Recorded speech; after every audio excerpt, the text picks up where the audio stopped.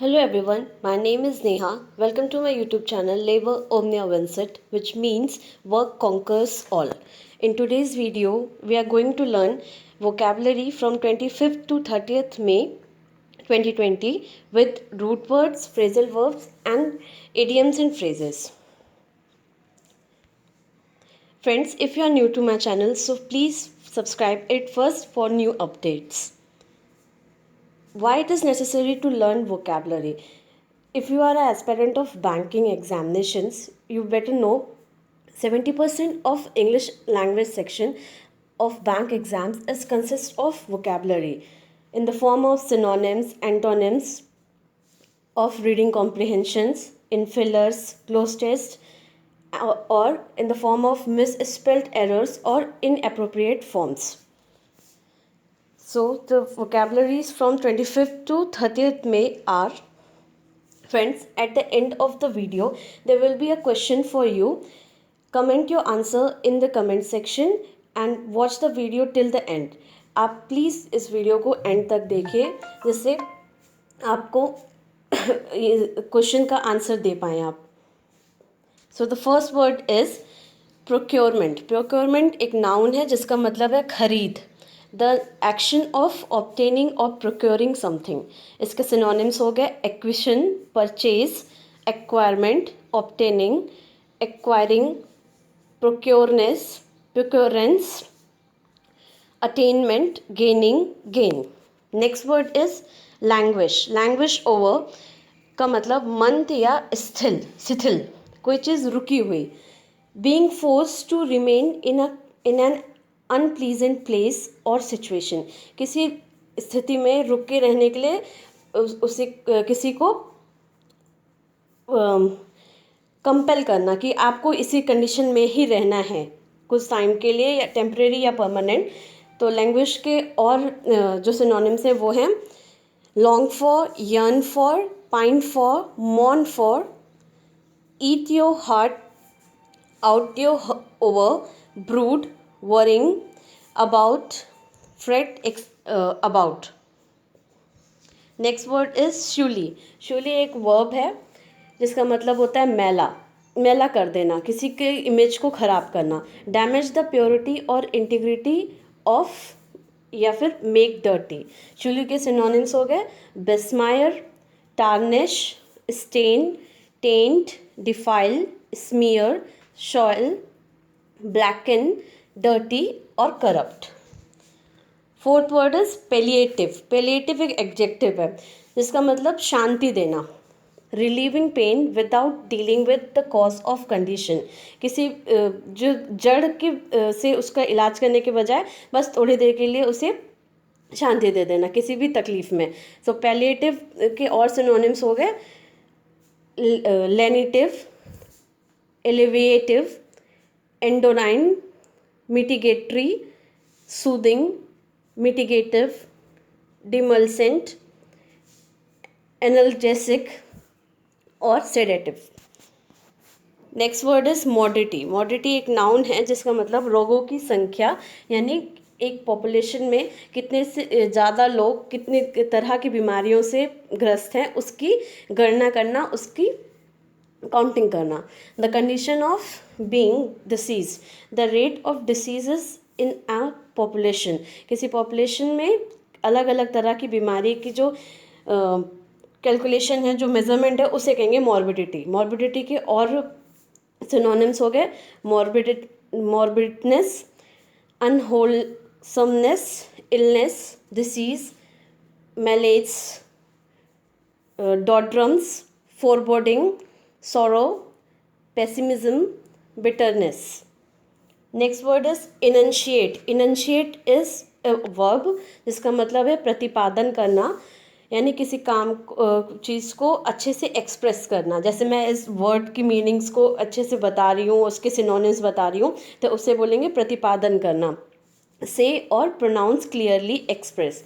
इनंशिएट. Enunciate के और synonyms हो गए articulate, pronounce, say, utter, vocalize, announce, proclaim, sound, declare और state. Next word is wane. Wane एक वर्ब है जिसका मतलब है पतन। पतन किसी चीज़ में घटना, गिरावट आना। डिक्रीज इन विगर और एक्सटेंड्स, बिकम वीकर। इसके सिनोनिम्स हो गए on the decline, declining, subsiding, obsolescent, dying, waning और on the way out, dwindling, lessening और moribund. Next word is quash. Quash एक वर्ब है जिसका मतलब मिटा देना। Reject as invalid especially any legal procedure. जब किसी लीगल प्रोसीजर से किसी काम को उसे निरस्त कर दिया जाए, हटा दिया जाए उसे, तो कहेंगे उसे क्वैश कर दिया गया।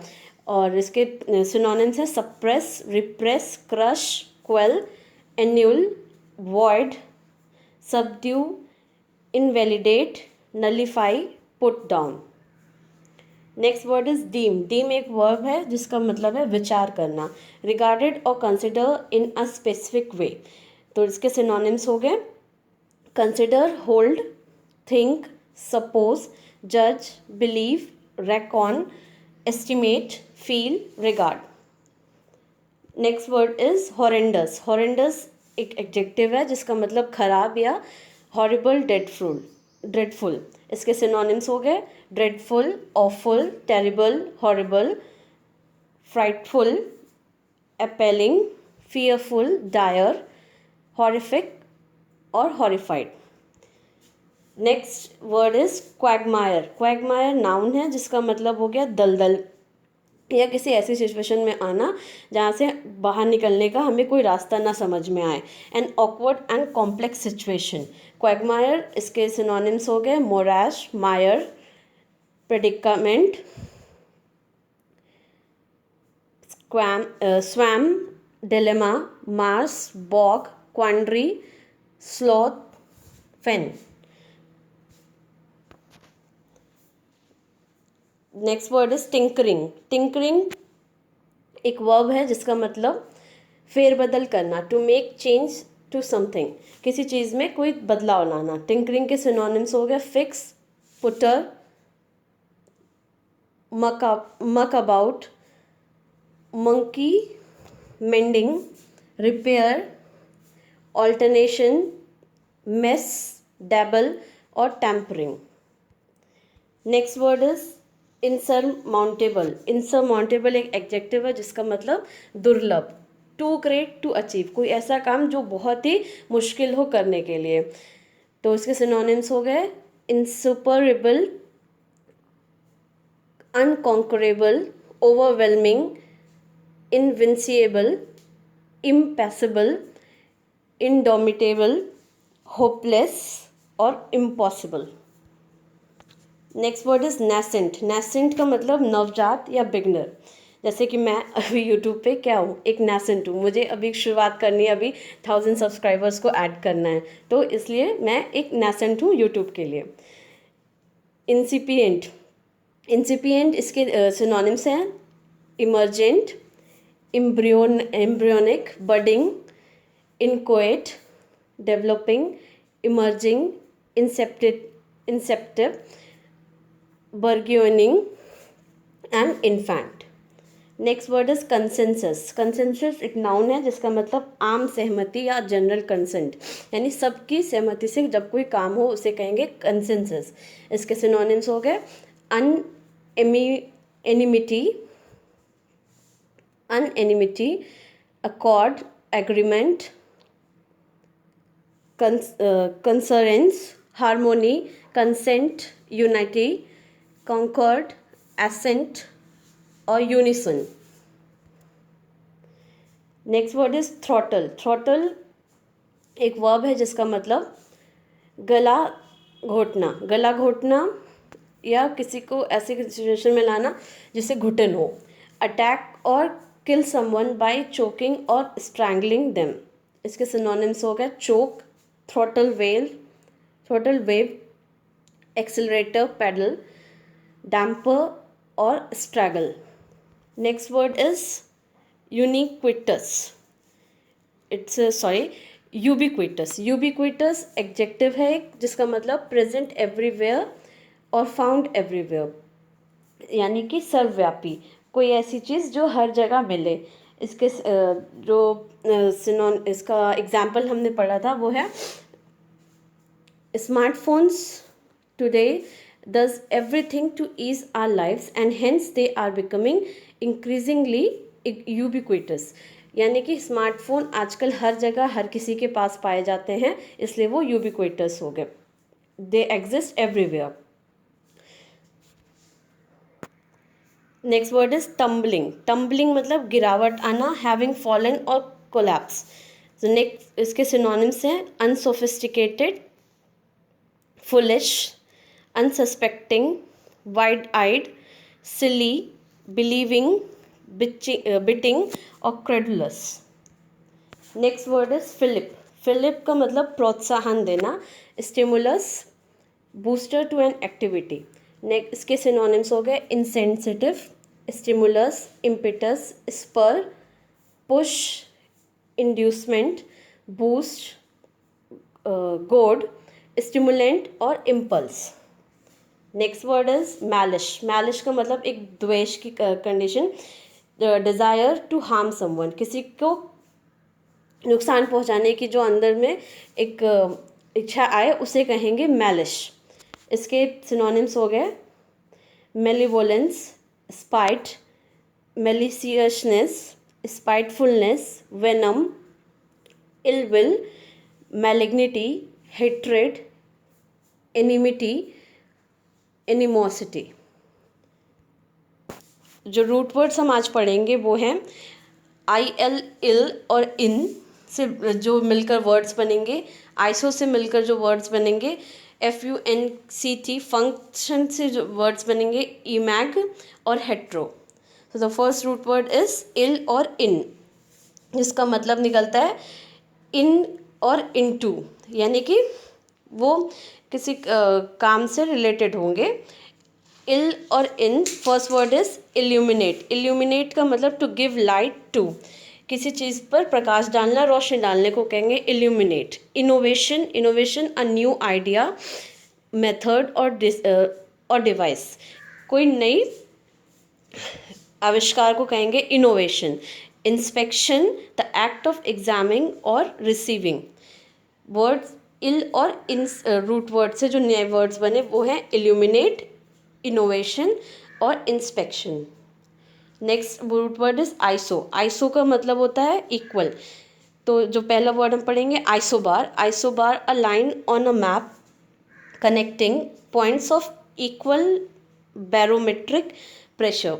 आइसोबार्स एक लाइंस होते हैं मैप पर जो एक इक्वल बैरोमेट्रिक प्रेशर्स के जगहों को दिखाते हैं, उन्हें कहते हैं isobar. Isometric, having equality of measure, जो मेजरमेंट में बराबर हो उन्हें कहेंगे आइसोमेट्रिक। आइसोथर्मल, हैविंग इक्वल और कॉन्सोनेंट टेम्परेचर, जिस पे एक इक्वल या कॉन्सोनेंट टेम्परेचर रहेगा उन्हें कहेंगे आइसोथर्मल। सो कुल मिला के जो सब मीनिंग निकल रही है वो आइसो की, किसी वर्ड के आगे अगर आपको आई एस ओ आइसो मिले या बीच में मिले तो उसे हम कहेंगे ये इक्वल का, इस वर्ड का मोटा मोटा जो मीनिंग निकलेगा वो इक्वालिटी पे बेस्ड होगा।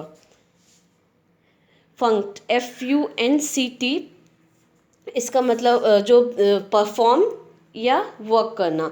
इसके जो पहले वर्ड हैं ये defunct. Defunct means no longer working और अलाइव, यानी कि कोई काम से नहीं रहना, no longer working alive. Function, to work और perform a role normally. Malfunctioning, to fail to work correctly, यानी कि काम को अच्छे से नहीं करना, that is malfunction. FUNCT, the word is associated with work or perform. Imag, MIMAG जो वर्ड है रूट वर्ड है उसका मतलब होगा लाइकनेस, यानी जब एक जैसी कोई चीज़ें दिखें। Image, image a likeness of someone, यानी किसी की जो फोटो है उसी का जो जैसा दिखता है उसी की कोई फोटो हो तो उसे कहेंगे image. Likeness of someone, EMAG, imag. Imagination, able to think up new ideas और images. imagine, to perform a picture or likeness in the mind. इसके इमेज से और जो वर्ड्स हैं, इमेग्नी इमेग्नेटिव के सिनोनिम्स है hypothetical, false, untrue, creative, innovative. Next root word is hetero. Hetero is associated with different और other. इसके जो वर्ड्स हैं, heterogeneous made up of unrelated parts. Heterogeneous mixtures होते हैं जो कि एक दूसरे में नहीं मिल पाते हैं, जैसे कि सैंड और वाटर कभी भी एक दूसरे में नहीं मिल पाएंगे, तो वो हेट्रोजेनस मिक्सचर में आएंगे, यानी वो डिफरेंट कंपोनेंट्स के बने हुए हैं. Heteronyms words with same spelling but different meaning. Heteronyms वो वर्ड्स होते हैं जिनकी स्पेलिंग सेम होगी पर उनकी मीनिंग अलग होगी. Heterodox not conforming to traditional belief, यानी जो लोगों की बातों पे जल्दी विश्वास ना करे उसको कहेंगे हेट्रोडॉक्स. फ्रेजल वर्ब आज का जो हम पढ़ेंगे वो है ब्रेक से और रिलेटेड जो वर्ड्स बनेंगे, break for, break out, break in. So the first phrasal verb is break for. Break for means to go or run towards a place, especially when you are trying to escape. यानी कि हम जब किसी से बचते हैं, जैसे कोई चोर हुआ, वो बच के कहीं भाग रहा है किसी पुलिस से, तो उसके लिए रूट वर्ड को यूज़, जो फ्रेजल वर्ब यूज़ करेंगे इज ब्रेक फॉर. इसका एग्जाम्पल है, she had to hold him back as he tried to break for the door. Next phrasal verb is break in. Break in का मतलब go into a building to steal something. जैसे कि robberies के cases होते हैं banks में, तो उनके लिए ये the burglars broke in and stole the TV and video. Next phrasal verb is break into के 3 मीनिंग्स में आएंगे. स्टार्ट डूइंग समथिंग, किसी काम को शुरू करना. B accepted into a profession और फील्ड, यानी किसी प्रोफेशन या फील्ड में आपको जब एक्सेप्ट कर लिया जाए कि आप उसमें अच्छे हो. और नेक्स्ट उसका मीनिंग होगा start to spend funds usually out of necessity, क्या यानी या फिर किसी को पैसे से मदद करना. तो पहला जो मीनिंग था स्टार्ट डूइंग समथिंग का example, he broke into a run when he saw the police.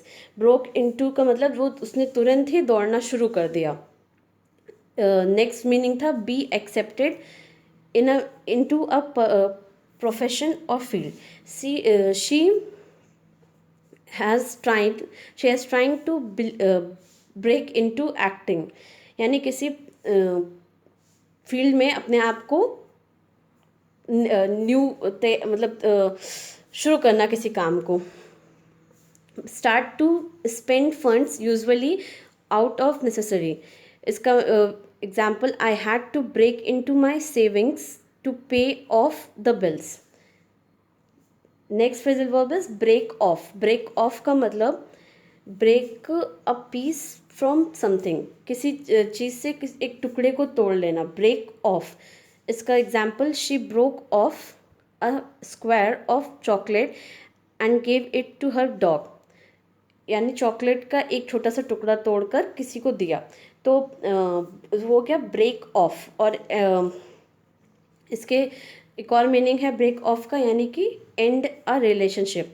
किसी से अपना रिलेशनशिप को तोड़ने को भी कहेंगे break off. She broke off their engagement when she found out that he had been unfaithful. Next phrasal verb is break away. Break away,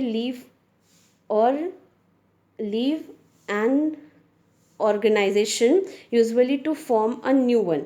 किसी एक ऑर्गेनाइजेशन को छोड़ना जिससे आप अपना खुद का कोई बिजनेस स्टार्टअप शुरू कर सकें. इसका ये जो एग्जाम्पल है, the SDP broke away from the Labour Party. Broke away. Next phrasal verb is break out. Break out is in the इसका मीनिंग है स्टार्ट और वॉर कॉन्फ्लिक्ट, किसी से झगड़ा शुरू करना या वॉर शुरू करना. They are worried that war will broke out negative sense में है। ब्रोक आउट इन का मतलब sweat heavily, develop skin sores और इरिटेशन। ब्रोक आउट इन का मतलब कि जब किसी को बहुत ज़्यादा पसीना आ रहा हो या कुछ ऐसी कंडीशन हो रही हो कि वो बर्दाश्त ना कर पा रहा हो। The measles cause me to broke out in rashes. Next phrasal verb is broke out of, यानी कि escape, भागना। The 3 dangerous category A prisoner broke out of Wandsworth prison last night. Next phrasal verb is break through. Break through means pass a barrier or obstacle, यानी कि किसी मुसीबत से आगे बढ़ जाना, उसे क्रॉस कर लेना। The crowd broke through the police barrier and attacked the hunter. Next phrasal verb is break up. Break into many pieces, यानी बहुत सारी टुकड़ों में हो जाना। So the word is the plate broke up, he dropped it on the floor. Idioms and phrases जो आज हम पढ़ेंगे वो है, पहला, don't count your chicken before the eggs have hatched. इसकी मीनिंग है don't make plans for someone that might not happen. कुछ ऐसे प्लान्स मत बनाओ जो पूरे ना हो सके। इसका एग्जाम्पल हो गया, you might not win the prize and you have already spend count you are already spread counting your chicken before the egg hatch. यानी कि आपने वो प्राइज़ मिलने से पहले ही अपने उस प्राइज़ की काउंट कर लिया कि हाँ मैं इसको जीत जाऊंगा, तो इसे कहेंगे don't count your chicken before the eggs have hatched. Hatch मतलब यानी अंडे को फूट जाना। Next root idioms is devil's advocate. Devil's advocate meaning to present a counter argument, यानी बहुत ज़्यादा वाद विवाद करना, झगड़ा करना। एग्जाम्पल हो गया उसके, the teacher always play devil's advocate to provoke discussion in the classroom. Next it's cut the mustard. Cut the mustard means perform satisfactorily to succeed. किसी काम को बहुत ही गहराई से डीप महीन तरीके से करना, तो उसे कहेंगे cut the mustard. We need a better catcher. This one just doesn't cut the mustard. Next idiom and phrases, curiosity killed the cat. Curiosity killed the cat meaning being too curious can get you into trouble.